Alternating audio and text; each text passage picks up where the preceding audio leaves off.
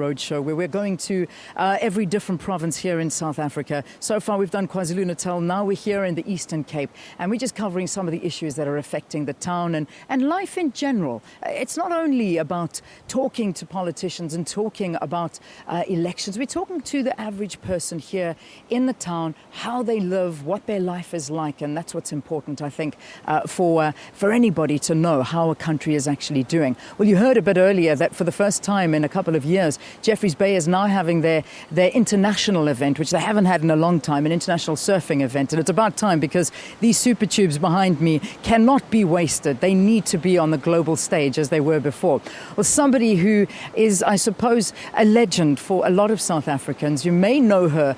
You know the brand Billabong. Well, she started Billabong in South Africa before it was sold off. It's Cheron Kraak. It's good to have you here on Morning Live. Ah, fantastic. Lovely to be here. So you must be so happy to know that we're finally again having a massive festival and international event for Jeffreys Bay and the surf.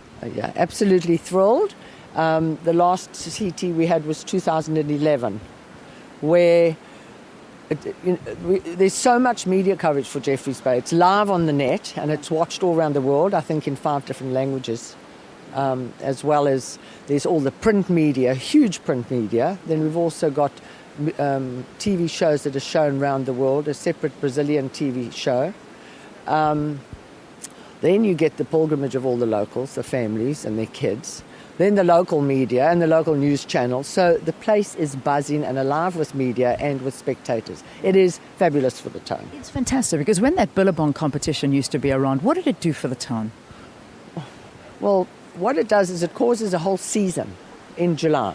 Whereas, as you know, we're known for our beaches, and people usually come down at Christmas. Easter's a little season. So the businesses don't have that influx of tourism during the year. Yeah. And this definitely creates a whole season.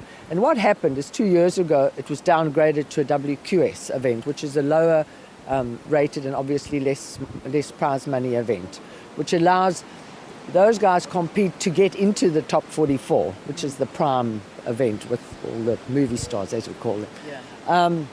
It was great for South African surfers. We're very well locally supported, but we didn't get the international coverage. Then last year, there was no budget, so Coffee Jacobs started the J Bay Festival, which involved other sports as well, skateboarding, mountain biking. Fantastic, great success, swimming, running. So therefore, this year, it's going to be huge. There's a full J Bay. It's the J Bay Fest.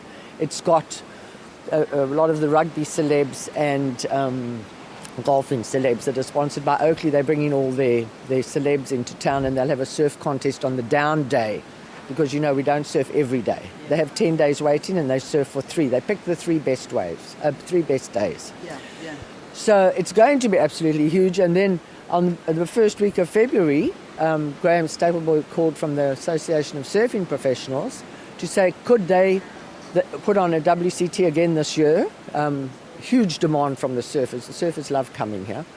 And so that is now back into the festival. So it is going to be general. You know, I had a call yesterday from someone. There is no accommodation in Jeffreys Bay. This is now going to spread to Seal Point and St. Francis. And I mean, and that's what the area needs. Staying up on the hill, so they couldn't stay in the front here, because everyone wants to be here. Yeah. Well, you know, people who have snoozed and haven't booked yet are actually going to find themselves staying in St. Francis, which is a good thing, because all the areas benefit from it. They really do. Wonderful. But besides, coffee needs a big thank you and support from everyone in the town for coming to the party and involving the whole town in the festival. I mean, everyone's involved. It's fabulous. Well, let's talk about everybody being involved, because, I mean, you know, I mentioned that you used to own Billabong, which was Country Feeling before that, which is now back, Country Feeling. Which was the first contest in 1982. Well, there you go. And your daughter's now got a clothing brand out as well. She does Ruka. It's pronounced Ruka.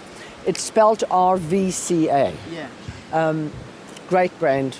Also young lifestyle brand. Well, you see, what's important, and the reason why I'm emphasizing this, is that I think South Africans need to know that these are local brands. And I think a lot of people think that they're international brands, but they're not. The artwork is developed here. The concepts are developed here. And it's by all the people in the area that's behind these brands. That's correct. A lot of input from here. You know, you can't, I've always said all along, you cannot run a South African company from anywhere else in the world. South Africans run South African companies. We know our country, we know what the market is, we know what's needed. So, yes, you must come down to our little surf village down the road and visit the local manufacturers. We've got everyone there are local people who've got their own local businesses. So it's fabulous. Yeah. You know, it's Which is important. And having big events like what you're about to get, the J-Bay Fest, taking these brands overseas and bringing the demand and then you start exporting, and that's I suppose what any business wants. Definitely, you can definitely see after the events the calls and the demands and the requests for business, for people. Please, can we import your T-shirts? Please, where do you get these? So it's fantastic for town. It really is. Thank you for talking to us. Enjoy the summer fest in winter that's going to be coming down here.